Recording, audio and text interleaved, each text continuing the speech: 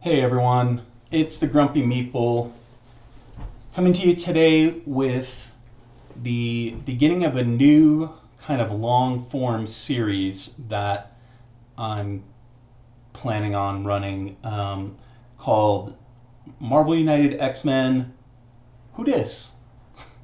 Because I saw a lot of comments in the Kickstarter and on YouTube, even on my own videos, from people who um, had no idea who a lot of the stretch goal characters were for this campaign, which isn't necessarily surprising because you know the Marvel Cinematic Universe, the MCU, has done a pretty good job of building itself out and kind of pulling in a lot of elements from a lot of different books. Um, but the X-Men side of the kind of mass market, movies and such, and even the TV show, the animated show, um, has been a little more focused on kind of the core X team. Um, and so some of these characters just have not gotten the kind of exposure that they would need for, your kind of average Kickstarter backer to know who the hell they are. So I thought, because I'm familiar with most of them, at least on the surface level, and I thought I could have a series where I basically go through and look at the materials that were provided in the Kickstarter and flesh them out a little bit and give you some ideas about, what do these characters actually look like in the books, and where can you find out more about them. And so I'm just going to go through the list of Kickstarter stretch goals left to right down the page. The stretch goals are really where most of the kind of esoteric characters, the lesser known characters, are featured.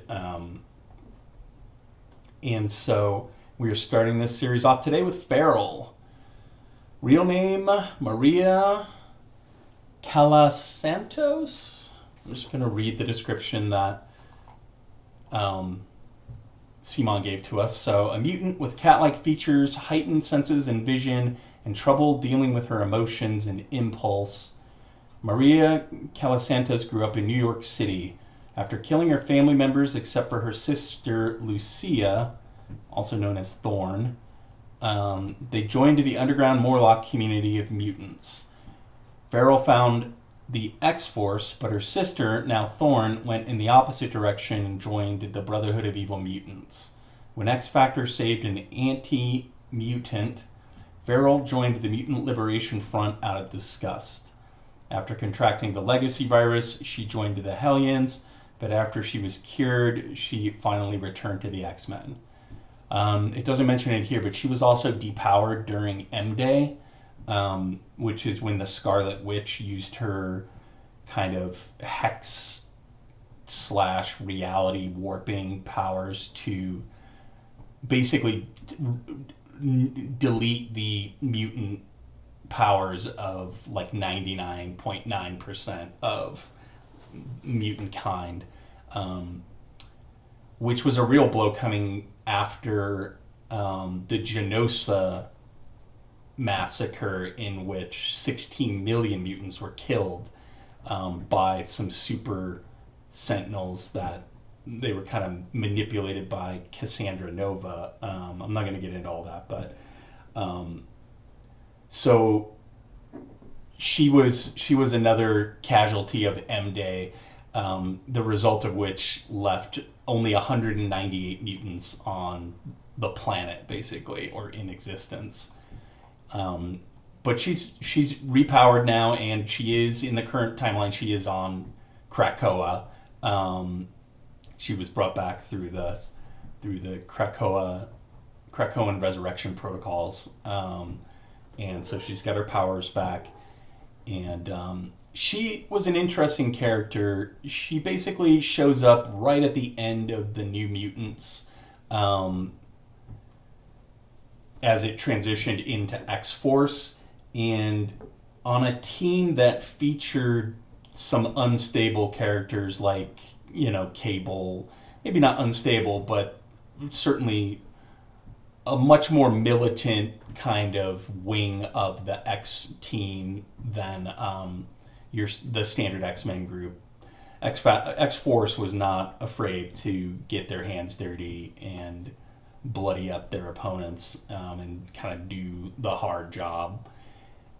And Farrell was kind of the most unstable of all of those characters. She's kind of like a raging psychopath. Like, she's not uncommon for her to turn against her own team, or to just kind of lose her shit and go crazy if something kind of piques her. In terms of her power set, they mostly call it out here. She's very much kind of like a berserker Wolverine without the adamantium. Many of the same powers, much less of a healing factor, although she does have one, but it's kind of much less pronounced. But superhuman agility, senses, strength, jumping around, slashing dudes with razor sharp claws, that kind of a thing, basically. And you can see she has a very kind of bestial, appearance.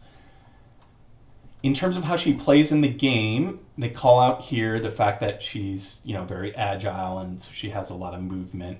Her they call it her senses here. Her acute senses help her avoid the worst perils, ignoring the first damage she would take, or blocking any crisis token a villain would assign to her. So that's cool, and that's how they're representing her kind of her heightened senses. And then here you get a look at the miniature, which I think looks very cool.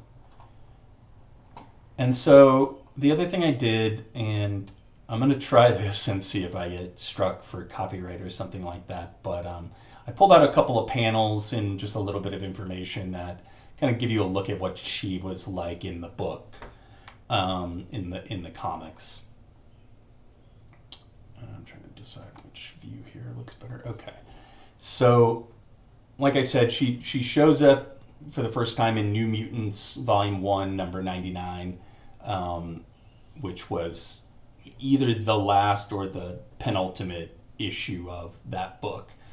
You can see her here hanging out with the rest of X-Force, almost all of whom are in this campaign, and so we'll touch on them later.